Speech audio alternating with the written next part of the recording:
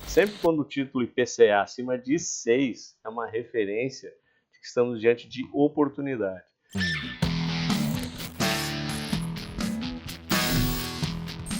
Olá, amigos e amigas da Focalize, sejam todos muito bem-vindos aqui ao nosso bate-papo da sexta, esse espaço onde colocamos o que aconteceu de mais relevante na semana, o impacto disso nos mercados. Mas antes de iniciar, eu queria fazer um agradecimento muito especial a todas as pessoas que de alguma forma passaram algum tipo de colaboração aqui para o nosso estado, que já não é novidade para ninguém, está sendo castigado severamente pela natureza. Estamos diante de talvez uma das piores tragédias climáticas da história do Brasil, né? Um negócio devastador. Só quem está aqui no front para saber, ou para quem veio aqui, que aliás é algo realmente bastante comovente, a mobilização nacional em cima da situação aqui do Rio Grande do Sul e ajuda humanitária, seja através de doações, seja através de caminhões, aviões, profissionais. É incrível a quantidade de ajuda que está chegando aqui ao Estado e, sem dúvida nenhuma, não resolve, mas está atenuando muito.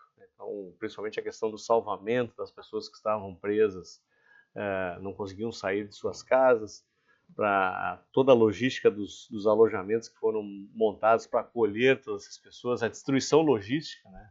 O principal aeroporto do estado, Salgado Filho, ainda debaixo d'água, a principal rodoviária de Porto Alegre debaixo d'água, pontes destruídas, enfim, é um desafio bastante grande, mas sem dúvida nenhuma, todo esse engajamento está sendo fantástico e mais uma vez, então, muito obrigado. E para quem assistiu o nosso vídeo da semana passada, onde eu coloquei uma chave Pix para possíveis doações, que é da nossa entidade empresarial aqui, a ACI, da qual sou vice-presidente.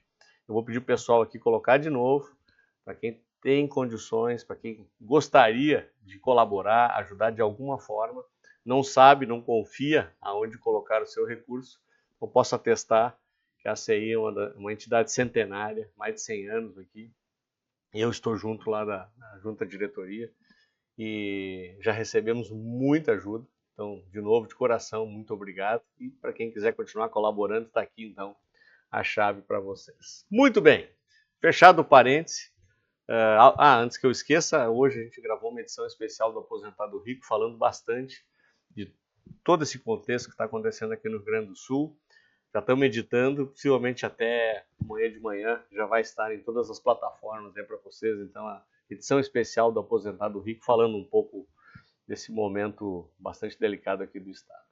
Bom, o que aconteceu de importante no âmbito econômico, né? Na semana passada tivemos algumas sinalizações por parte do Banco Central americano e a grande espera era para o que aconteceria com o comportamento do nosso Banco Central aqui no Brasil. Então, na quarta-feira nós teríamos uma decisão, tinham apostas que já falavam da possível redução para 0,25, outras apostas ainda na manutenção do 0,50, mas acima de tudo se esperava ou comunicado, para tentar entender o viés, ou até mesmo o modelo, né, de quem votava por 0,25 ou por 0,50. Eu participei de uma entrevista lá na BMC News e o Marcos Saravalho até me questionou se viesse 0,25, se eu tinha alguma expectativa em relação a uma correção um pouco mais intensa dos mercados. Eu afirmei que não, que em certa medida o 0,25 já tinha precificado, e eu achava que o 0,50 sim poderia trazer um impulsionamento que estava sendo dado, né? Semana passada encerramos a semana no topo do canal. Já deixa eu botar aqui para ficar um pouco mais clara a minha linha de raciocínio, né? Nós vínhamos aqui na possível tentativa de rompimento no canal de baixa, e eu afirmei que se houvesse talvez um 0,5%, nós teríamos esse rompimento aqui com um pouco mais de intensidade. Então tinha uma certa expectativa. Acabou que o BC jogou água no nosso chope, né? Foi o 0,25. Só que por que está acontecendo essa correção especificamente? É porque quando olhamos no detalhe, o 5-4, ele foi muito pontual. 5 votaram em 0,25, 4 votaram 0,50. que pegou nos mercados? É que os 4 foram os indicados por Lula na nova diretoria. O que acontece em 2024? Campos Neto sai, mais um diretor, e aí provavelmente os indicados do governo serão maioria. Dúvida cruel, né? Será que teremos um BC efetivamente independente, apesar de o BC ser independente, mas será que teremos um BC efetivamente independente ou pautado principalmente por pressões políticas? Hoje a gente sabe que não tem pressão política que faça mudar a decisão técnica, mas o mercado começou a questionar um pouco isso.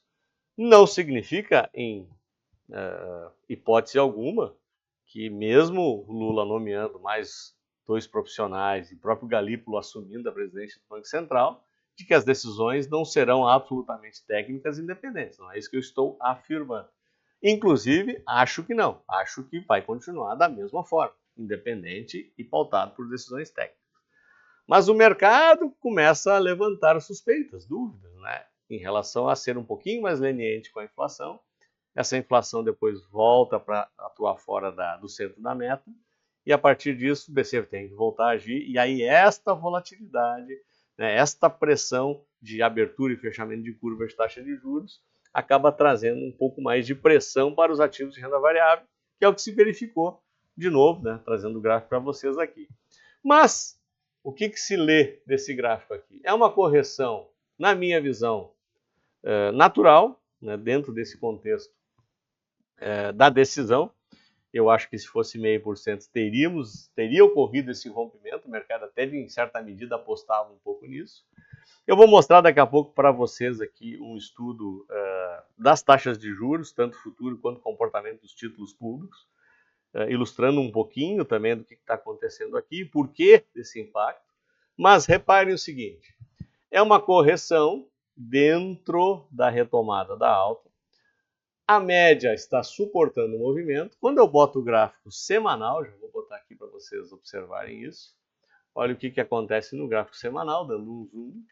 A média de 9 continua voltada para cima, os preços superando acima da média de 9 e ainda muito próximos do rompimento. Ou seja, neste momento, se fosse para afirmar algo, estaria muito mais próximo de um pullback, um teste da média, e se retomarmos o movimento ascendente, talvez tivéssemos alguma boa novidade, uma formação de pivô, um novo rompimento, e aí sim, um teste em patamares mais altos. Eu vou colocar aqui o gráfico do que está acontecendo lá fora, que talvez colabore com a tese desse pullback. Olha só o que está acontecendo com o S&P. S&P recuperou-se, né, a partir das boas notícias da semana passada, já começa a testar patamares muito próximos lá do topo anterior. Não está diferente Nasdaq, especialmente pela apresentação dos resultados das techs, a maior parte delas apresentando.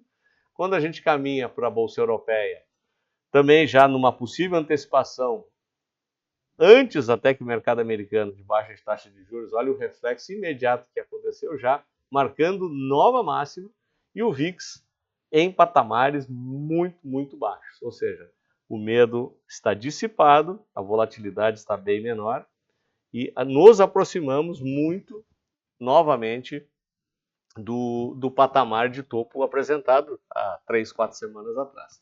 Então, esses ventos externos, né, depois de baixar a poeira um pouco aqui no nosso mercado, poderiam adicionar algum tipo de guidance para que o nosso Ibovespa formasse um pivô de alta.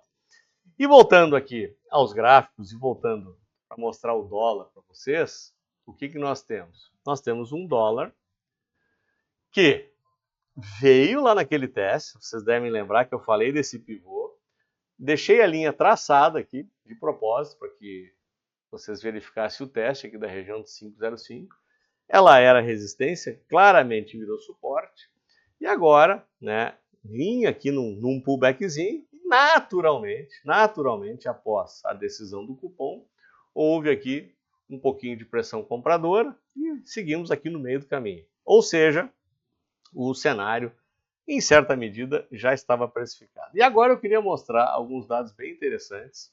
Isso aqui é um dado do DI Futuro, e ele representa aqui, explicando um pouquinho para vocês, essa figura, A linha laranja representa o intraday. Como é que está o comportamento da taxa de juros no intraday? A linha azul é no 5 dias e a linha verde é no 22 dias. Como vocês podem identificar, isso aqui são o DI para 25, o DI 26, o 27, o 28 e assim por diante. Como vocês identificam aqui na figura. E olha só, o juro longo ele está claramente descolando. Ou seja, a desconfiança no DI está cada vez maior naquela ideia de não chegarmos mais nos 9% na taxa terminal. Aposta que, nesse caso, já começa a ventilar, inclusive, a possibilidade, reparem no DI 26, acima dos 10%, ou seja, nós nem baixarmos os 2 dígitos. Não é aposta, o relatório Fox está ajustando, mas ainda está bem abaixo. Vamos ver o que acontece nos próximos capítulos. Mas, sem dúvida nenhuma, a decisão do cupom, claramente, olha só, o descolamento aqui, principalmente na taxa mais longa, já houve uma pressão para que a taxa de juros longa fique mais alta. E aí, trazendo o mesmo comportamento para os títulos públicos, reparem que na linha verde é o DI 22, né, a média de 22 dias, olha só como houve pressão novamente para cima, mas a taxa longa ela está relativamente estável, inclusive nos últimos 2 pregões, ela está até um pouquinho mais baixa do que estava há 3 pregões atrás. Então, nós vemos aqui na taxa longa 24, 25, 26 até 55, uma certa estabilidade. E aqui vocês devem lembrar, a gente já falou várias vezes da tese, né? Sempre quando o título IPCA acima de 6 é uma referência de que estamos diante de oportunidade. Então, claramente, IPCA mais 6,15, 6,18, 6,20 é uma oportunidade bastante pontual. E até tem um Reels nosso que viralizou já tanto no Instagram quanto no TikTok, e agora está um pouquinho no YouTube também, onde a gente fala das janelas de oportunidade do IPCA, IPCA mais 6 ou IPCA 6 mais alguma coisa, que em várias janelas de 5, 10, 15, 20 anos, dificilmente algum ativo consegue bater. Claro que ativos internacionais, se pegar o IVBB, S&P, a própria cripto, né, em janelas pontuais, elas vão ter rendido mais. Mas eu falo assim, em ativos assimétricos, ou seja, de assimetria positiva, com menos volatilidade, dificilmente teremos algum tipo de aplicação que bata IPCA 6 mais no médio longo prazo. E aqui está a prova disso, de que sempre, botem isso na cabeça de vocês, sempre que vocês olharem as taxas do Tesouro, estão acima de 6, ou os créditos privados acima de 7, as debêntures isentas acima de 7, estejam certos que estamos diante de uma ótima oportunidade de posicionamento de médio e longo prazo. Porque depois, na marcação ao mercado, além de ganhar uma taxa mais gorda, você tem chance de sair antecipadamente com ágio. Já explicamos em vários vídeos aqui no canal, é só colocar marcação a mercado, tem 2, 3, 4 vídeos explicando detalhadamente como ganhar dinheiro com isso na renda fixa. Então eu queria trazer esse dado importante para vocês e vamos ver como vai seguir a partir de agora, né? Vamos aguardar a redação final do comunicado, se deixou algum viés, se a gente aposta em mais 0,25, depois 0,25, e aí já começamos a imaginar onde termina a taxa de juros no Brasil. O fato é que eu já estou jogando a toalha nos 9%, já acho improvável para esse ano, possivelmente 2025, vamos ficar aguardando. Então era isso, pessoal. Muito obrigado novamente. Vou pedir para o pessoal colocar de novo a chave Pix aqui para quem quiser ajudar de alguma forma. A gente agradece demais, de coração. Está sendo de muita, muita, muita valia. Podem ter certeza disso. O Brasil inteiro ajudando o Rio Grande do Sul. A gente vai conseguir se reerguer aqui, com certeza. E dessas crises a gente acaba saindo depois ainda mais forte. Se gostaram, deem seu like, assine nossos canais. E espero vê-los no nosso próximo vídeo. Até lá.